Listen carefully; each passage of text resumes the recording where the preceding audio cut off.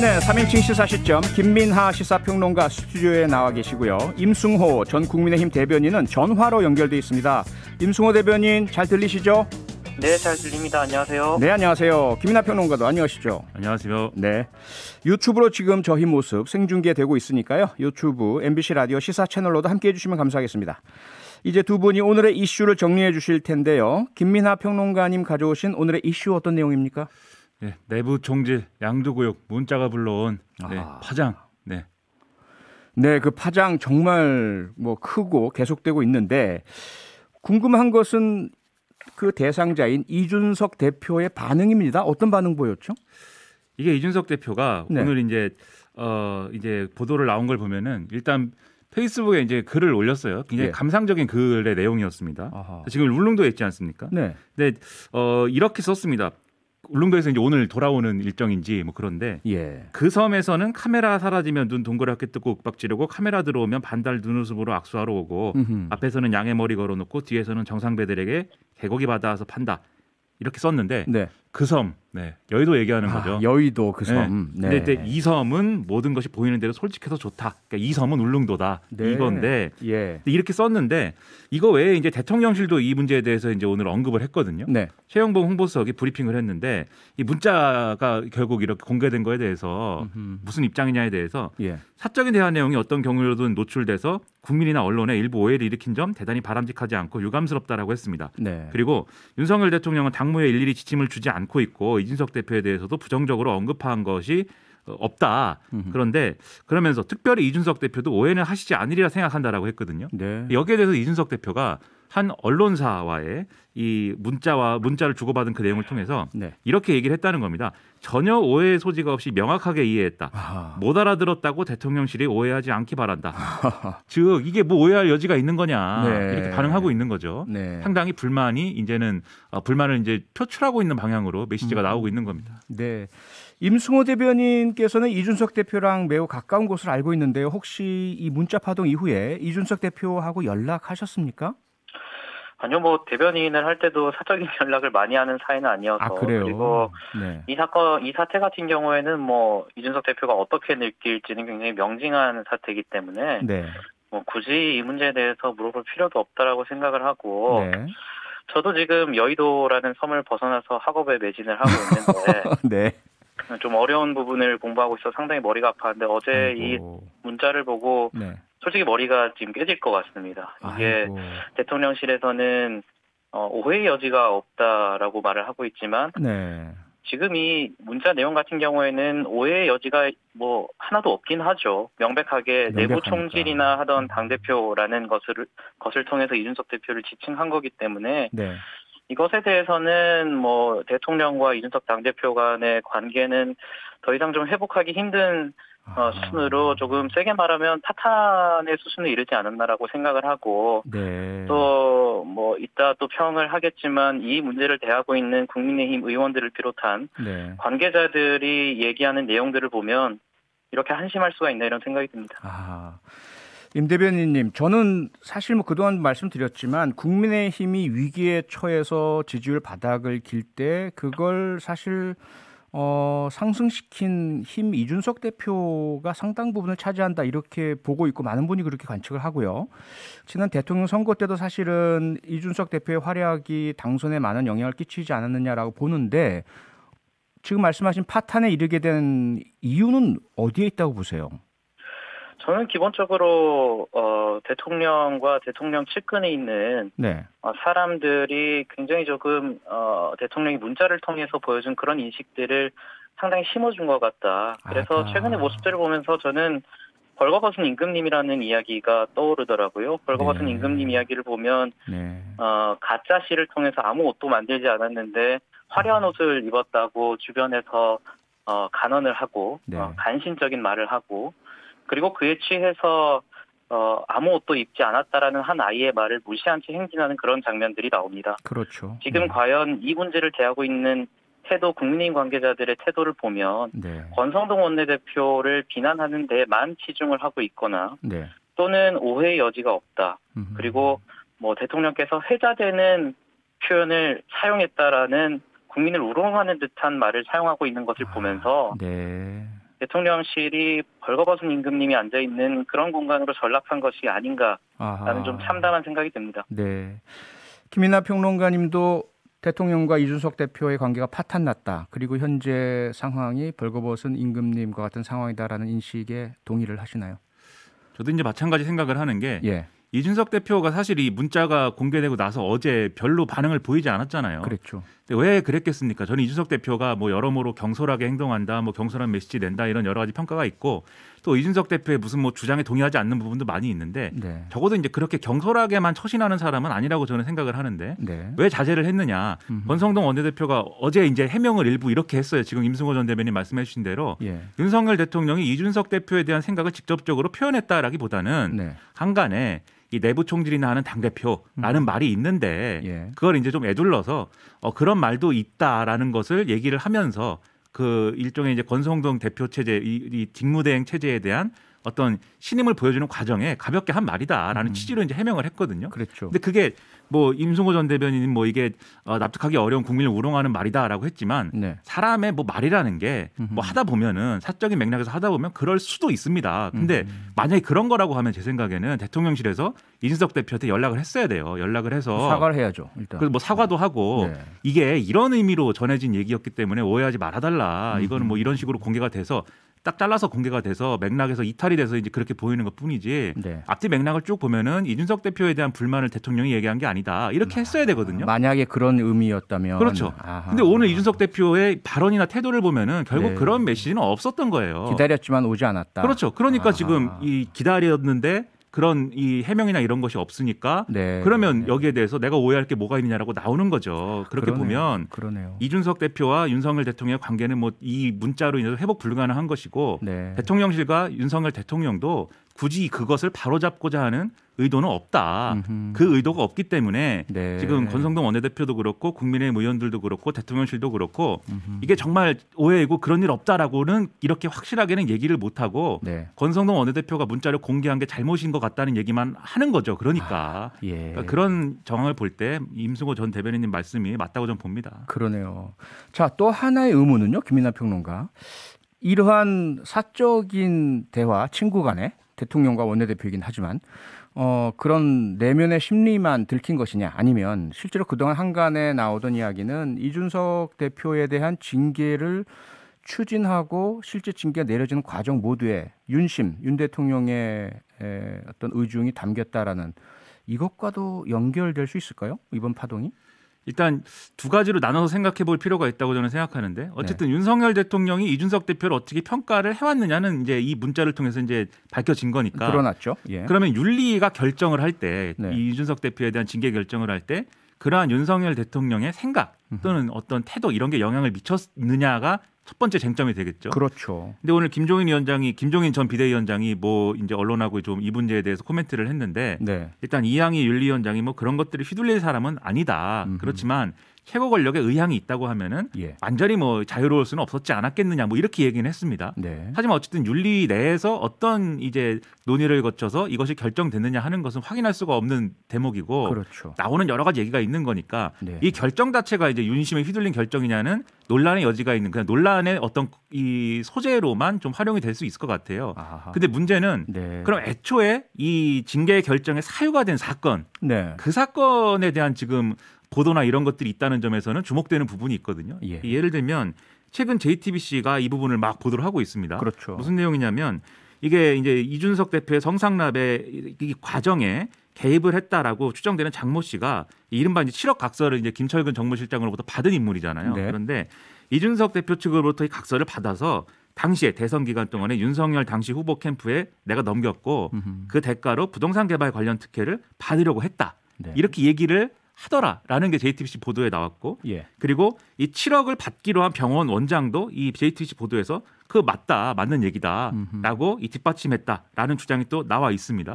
그리고 JTBC의 또 보도를 보면은 이 각서가 윤석열 안철수 후보 간의 단일화에도 뭐 이게 활용이 됐다. 이런 얘기도 있는데 무슨 얘기냐면 안철수 후보한테 이준석 대표가 부정적인 입장을 가지고 있어서 단일화 이 협상이 잘 안 되는 그런 상황도 있을 수가 있는데 거기에 대해서 윤석열 후보 측이 당시에 후보 측이 이 각서도 있다 우리가 이걸로 이준석 대표 충분히 제어할 수 있다. 안심해라. 이렇게 했다는 취지의 보도 나왔었거든요. 근데 이게 일방적인 주장이기 때문에 이 보도가 무조건 맞다라고 할 수는 없는 거지만 윤석열 대통령의 뭔가 본심이 나온 것처럼 지금 돼버렸기 때문에 이런 보도에도 근거가 있는 거 아니냐 이런 의심이 커질 수가 있습니다.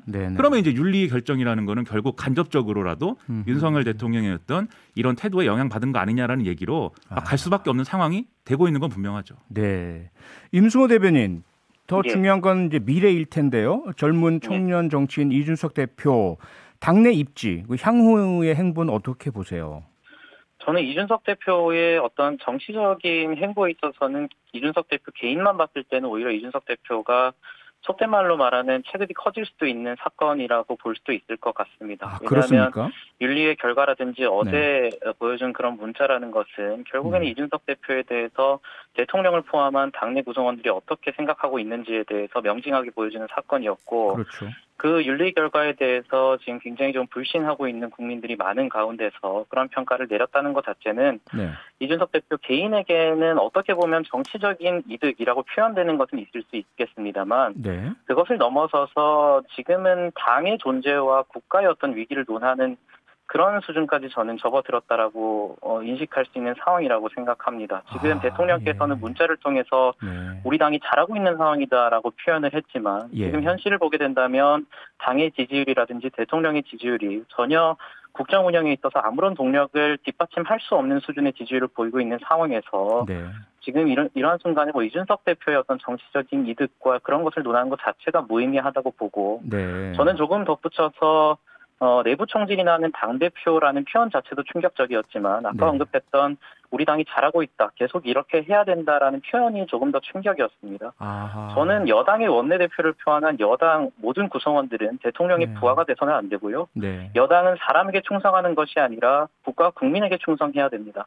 그럼에도 불구하고 권성동 원내대표는 당정 분리를 외부적으로 얘기했던 대통령과의 문자에서 당정이 하나 되어서 움직이겠다라는 표현을 사용했고 이에 대해서 대통령은 엄지를 치켜 세워드는 이모티콘을 보여줬습니다. 이러한 인식 상황에서 이준석 대표의 어떤 정치적인 이득을 떠나서 과연 당의 존재와 국가의 지금 위기 상황을 논할 수 있는 그런 지금 심각한 상황이 되었기 때문에 저는 이 상황에 있어서는 굉장히 국민의힘 의원들을 포함한 관계자들이 이렇게 안이하게 대처하고 있는 것에 대해서 정신을 차려야 된다 이렇게 생각합니다. 네, 김민하 평론가 지금 임승호 대변인 그러니까 청년 국민의힘 정치인들 다수일지 소수일지 모르겠지만 이 상황을 대단히 심각하게 보고 있는 것 같습니다. 그것도 특히 정부와 국민의힘 정당, 보수 진영 전체 엄청난 위기, 더구나 국가와 국민의 위기다 이렇게 인식을 하고 있는 것 같은데요.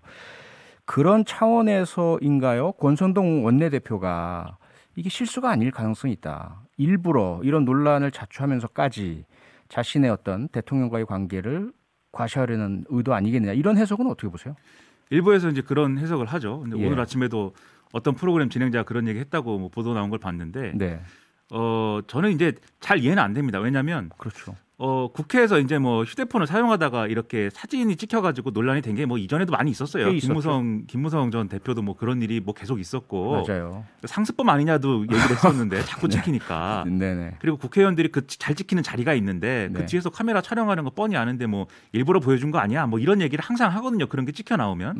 근데 권성동 원내대표가 이걸 일부러 보여줬다라고 하면 지금 말씀하신 것처럼 윤석열 대통령하고 내가 이렇게 관계가 돈독해 이거를 말하고 싶었을 텐데 오히려 이거는 그러면 권성동 원내대표의 입지나 이런 게 그만큼 이제 불안하다는 걸 방증하는 거죠. 만약 그런 의도가 있었다라고 하면 거기에 더해서 그런 의도를 가지고 공개를 했다라고 하는 거는 정치적 판단이 잘 안 되는 상황이다라는 것도 보여주는 건데 왜냐하면 지금 보십시오. 이렇게 공개를 해가지고 권성동 원내대표가 이거 감당할 수 있는 상황이 됐느냐.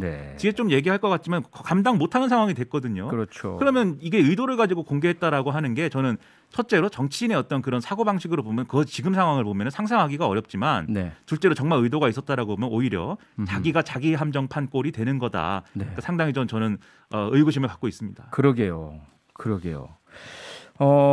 윤석열 좀 전에 이제 임승호 대변인이 짚어준 또 다른 포인트가 당정 관계, 여당과 정부 관계가 이게 뭐 수직적인 부하 상관 같은 관계에서는 절대로 안 된다. 견제해야 되고. 그런데 권성동 원내대표 또 대표 직무대행은 당정 일치 이런 말을 하고 윤석열 대통령은 엄지를 지켜서오고 만족하고 있고 이런 부분들을 어떻게 보세요? 그러니까 이게 두 사람 저한테 물어보신 거죠? 네네. 임성호 대변인 좀 이따 다시 여쭤볼게요. 예, 알겠습니다. 네네. 아무래도 전화로 연결하다 보니까 맞아요. 안 보시니까. 예. 네.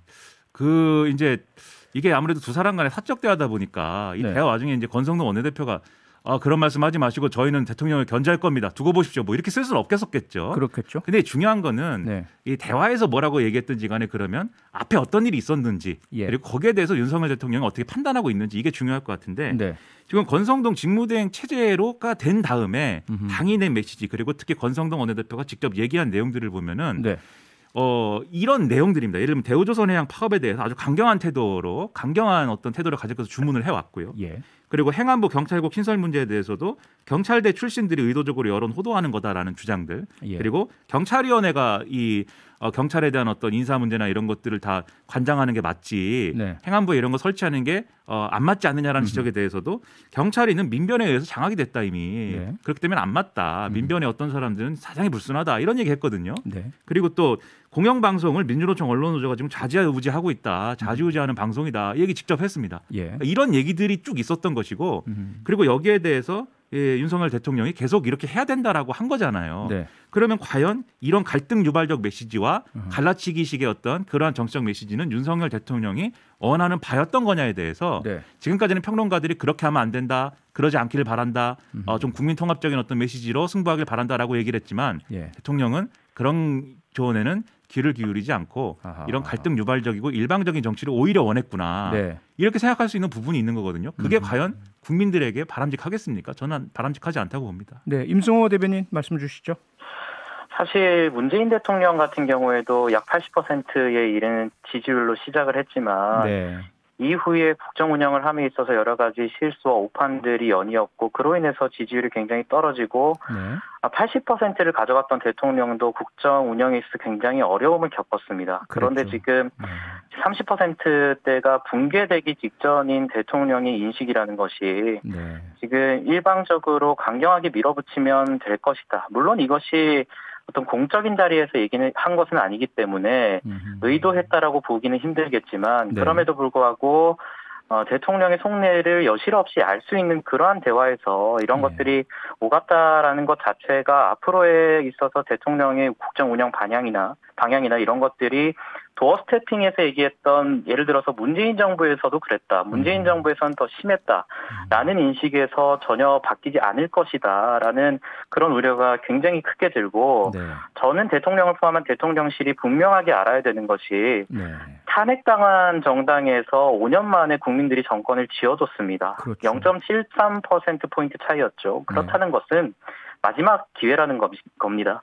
이러한 상황에서 또다시 실수를 하고 오판을 하고 예전의 모습을 반복한다면 더 이상 국민의힘에 다시 정권을 주는 일은 저는 없을 것이다라고 보고 저는 이러한 태도를 일관한다면 모두가 역사의 큰 죄인이 될 것이다라고 생각을 하기 때문에 지금은 이러한 태도를 견제하는 것이 아니라 왜 지금 70%, 80%에 가까운 국민들이 윤석열 당시 후보를 찍었던 투표했던 국민들마저 등을 돌리고 있는지에 대해서 진지하게 고찰을 해보고 이런 문자를 하실 때가 아닌 게 아닌가 그렇게 생각합니다.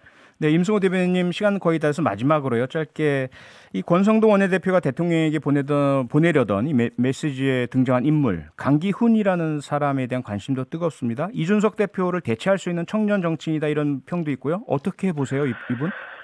그러니까 강기훈이라는 인물을 통해서 뭘 하겠다는 건지 정확하게는 모르겠지만 만약 당의 인식이나 대통령실의 인식이 이준석 대표와 유사한 나이대의 인물을 찾아서 예를 들어서 뭐 여가부 폐지라는 것라든지 이런 것들만 던져주면 지금 등을 돌리고 있는 청년층들과 중도층들이 다시 지지를 해줄 것이다라는 착각에 빠져 있는 것 아닌가라는 생각이 들고요. 그러한 인식 상태라면 더 이상 뭐 따로 살펴볼 필요도 없다 그렇게 생각합니다. 알겠습니다. 네, 오늘 말씀은 여기까지 듣겠습니다. 고맙습니다, 임성호 대변인님. 감사합니다. 네, 김민하 평론가 짧게 20초 좀 덧붙일 말씀 있으세요? 이 강기훈 씨라는 분이 언론을 보니까 대한우파로 평가가 되던데 네. 일반적인 우파보다도 특수한 견해를 가졌다는 거 아닙니까? 아하. 대통령실에 왜 이런 사람들, 뭐 극우 네. 유튜버라든지 대한우파라든지 예. 이런 사람들만 지금 있다고 하는 건지 네. 그런 방향으로 대통령실이 가지 않도록 오히려 말려야 되는데 이것도 참 우려가 되는 대목입니다. 알겠습니다. 오늘 여기까지 하겠습니다. 평일 저녁 6시 5분에 여러분을 찾아갑니다. MBC 라디오 표창원의 뉴스 하이킥.